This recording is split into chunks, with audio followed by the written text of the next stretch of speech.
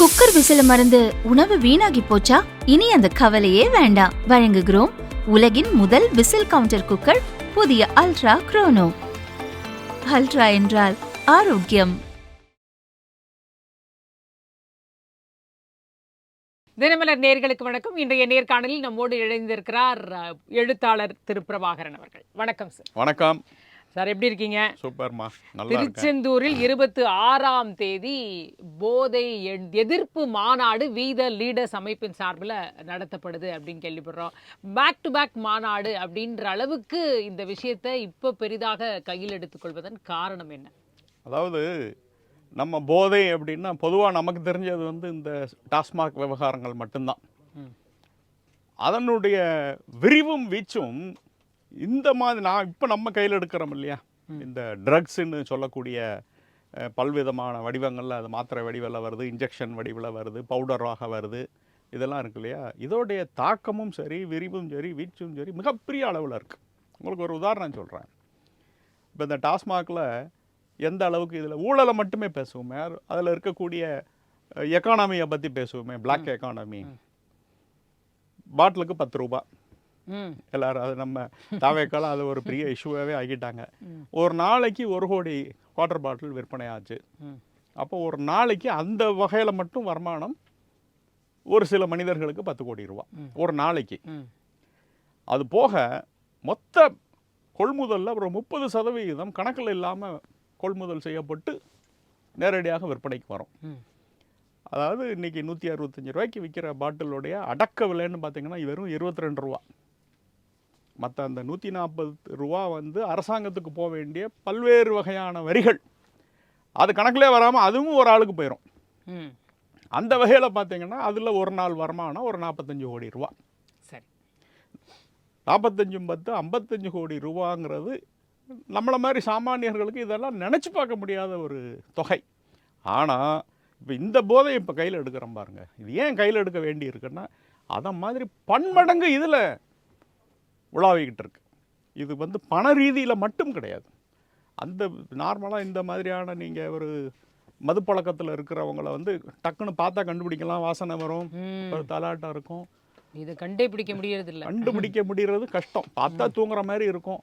அதனால் பெற்றோருக்கு நம்மளுடைய குழந்தைகள் இந்த பழக்கத்தில் இருக்காங்களா அப்படிங்கிறத அவங்களா கண்டுபிடிக்கிறதுக்கே லேட் ஆயிரும். அதுக்கு முன்னால் அவங்க ரொம்ப ஒரு பாயிண்ட் ஆஃப் நோ ரிட்டர்னுக்கே போயிடுறாங்க. அந்த வகையில் பார்க்கும்பொழுது இது ஒரு மிகப்பெரிய ஒரு பூதாகரமான விஷயம். அடுத்தது இப்போ மது பழக்கம் இன்றைக்கும் ஸ்கூல் லெவலில் போகிறது ரொம்ப ரொம்ப ரொம்ப குறைவு. காலேஜில் இருக்கலாம், இது ஸ்கூலுக்கே வந்துருச்சு ஒரு மிட்டாய் ரூபத்தில். சாதாரண ஒரு மிட்டாயில் பயன்படுத்துபவர்களுக்கே தெரியாமல். முக்கியமான கருத்து கரெக்டாக சொன்னீங்க. ஸோ அந்த வகையில் இது ரொம்ப ரொம்ப ஆபத்தான விஷயம். அதனால் இப்போ அவசியம் கையில் எடுக்க வேண்டிய விஷயம் என்ற கருத்தில் அடிப்படையாக வச்சு தான் வீத லீடர்ஸ் இதை இந்த ஜூலை மாதம் முழுக்க இதை ஒரு பெரிய விஷயமா எடுத்து செய்யணுன்ற ஒரு ஏற்பாட்டில் செஞ்சு. இந்த மாநாடு இல்லை உங்களோட இந்த முயற்சி என்ன மாதிரியான தாக்கத்தை, ஏன்னா ரொம்ப லேட்டோ அப்படின்னு தோணுது. ஏன்னா நம்ம ரொம்ப ஒரு எக்ஸ்ட்ரீம் தமிழ்நாட்டில் இப்போ ரொம்ப மோசமாக இந்த போதை கலாச்சாரம் அப்படிங்கிறது இருக்குது அப்படின்றத பார்க்குறோம். ஸோ கொஞ்சம் லேட்டாக இந்த முயற்சி எடுக்கப்படுதோ, ஒருவேளை முன்னையே பிஜேபியில் இருக்கும்போதே அண்ணாமலை அவர்கள் இந்த முயற்சியை கையில் எடுத்திருக்கலாமோ அப்படின்ற ஒரு கேள்வி இருக்கு. Better late than never. காலந்தாழ்த்தி செஞ்சாலும் செய்யாமல் இருக்கிறத விட இது எவ்வளவோ மேல் அப்படின்ற பழமொழியும் உண்டு. அதனால் ஏதோ ஒரு காலகட்டத்தில் இதை கையில் எடுக்க வேண்டியது இப்போ எடுத்தாச்சு. ஆனால் என்ன மாதிரி தாக்கத்தை உருவாக்கணும்னா, ஏன் இதுக்கு போகிறாங்கங்கிறத யோசிக்கணும். இளைஞர்கள் இதுக்கு போகிறாங்கன்னா அவங்களுக்கு ஒரு ஆக்கப்பூர்வமான வேறு டைவர்ஷன் கிடையாது. நம்மள்கிட்ட இந்த ஸ்போர்ட்ஸ் கல்ச்சர் அப்படிங்கிறது ரொம்ப ரொம்ப குறைவு. ஏதோ ஸ்கூலில் வாரத்துக்கு 2 பீரியடு இப்படி ஓட விட்டு இதுதான் ஸ்போர்ட்ஸ் அப்படின்னு நம்ம முடிச்சிடுறோம். ஒரு ஆக்கப்பூர்வமாக மாணவர்களுக்கு ஒரு அவங்கள ஒரு விளையாட்டில் ஈடுபடுத்தி எல்லாரையும், நீங்கள் ஒரு ஸ்கூலில் பார்த்தீங்கன்னா அந்த டீமில் விளையாடுற ஒரு 10-20 பேர் மட்டும்தான் ஸ்போர்ட்ஸில் ரொம்ப ஆர்வத்தோடு இருக்கிற மாதிரியான ஒரு சூழ்நிலை இருக்குது. அப்படி கிடையாது. ஸ்போர்ட்ஸுங்கிறது ஒரு ஜென்ரல் ஆரோக்கியத்துக்கான விஷயம்.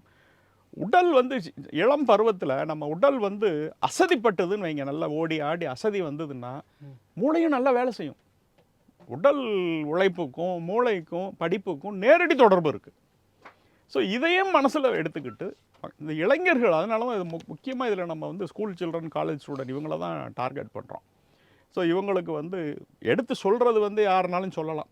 இது அடுத்தது என்ன, இதுக்கு வராமல் இருந்தால் வேறு எதுக்கு போகணும்? இல்லட்டா அப்படியே நேரடியாக செல்ஃபோன் அது இதில் உட்காந்தா அதுவும் வேற ஒரு வகையான போதை அது தான், ஒரு அடிக்ஷன் தான். அடிக்ஷன் தான் அதுவும். ஆகையினால அவங்கள வந்து விளையாட்டுத் துறையிலையும் மற்றபடியான வேறு சில ஆக்கப்பூர்வமான இதுலேயும் அவங்க கவனம் செலுத்துறதுக்கு என்னென்ன வேணுமோ அந்த மாதிரியான நடவடிக்கைகளை இதில் எடுக்கிறோம்.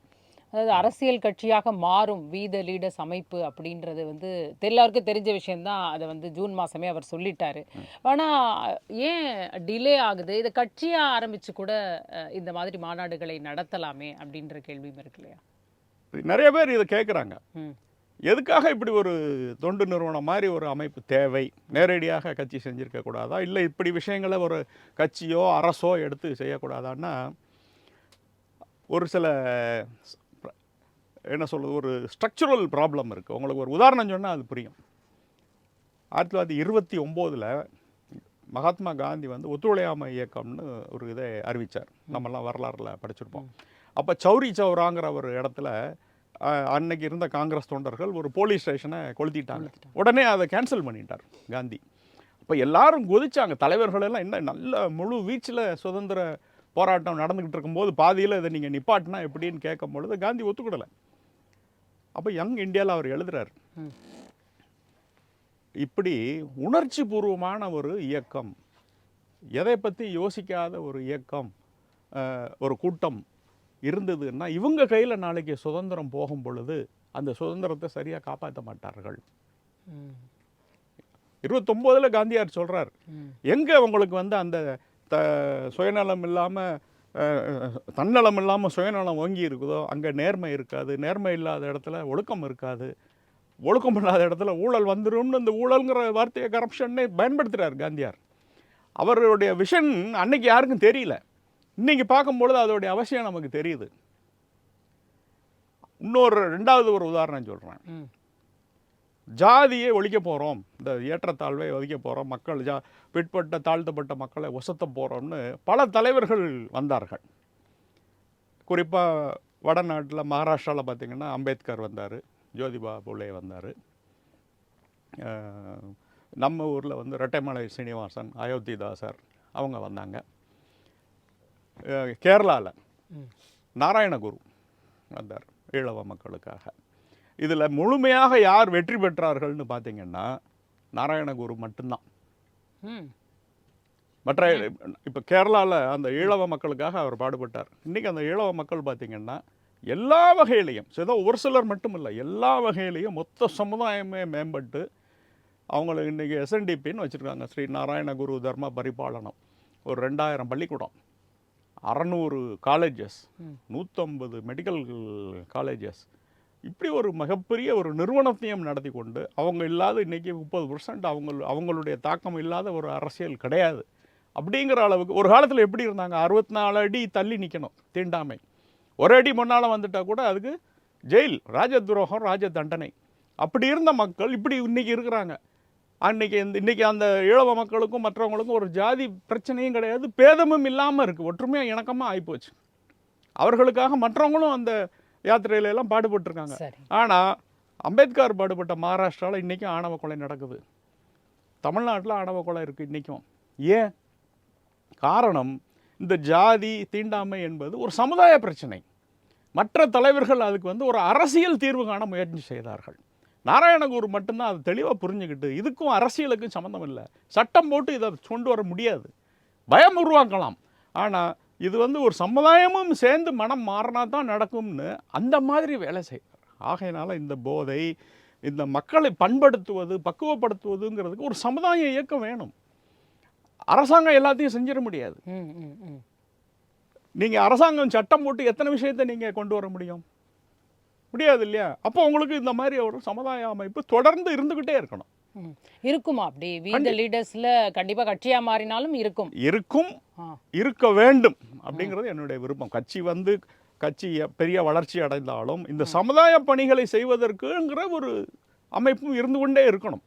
அப்படின்னா தான், ஏன்னா நிர்வாகத்தில் வந்து என்ன இல்ல பண்ண முடியும்? பொதுவாவே இந்த சமுதாய பணிகளை செய்யணும்னு நினைக்கிறவங்க, ஆக்டிவா இருக்கணும்னு நினைக்கிறவங்க வந்து அரசியலுக்கு எல்லாருமே வரக்கூடிய ஒரு விருப்பம் இல்லாதவர்களாக கூட இருக்கலாம். இருக்கலாம் ஆ. இருக்கலாம். அதனால அவங்களுக்கும் ஒரு வடிகால் வேணும் இல்லையா, அவங்களுக்கும் ஒரு வாய்ப்பு அளிக்கணும். ம். அரசியலுக்கு வர்றவங்களுக்கு தனி வாய்ப்பு. சரி.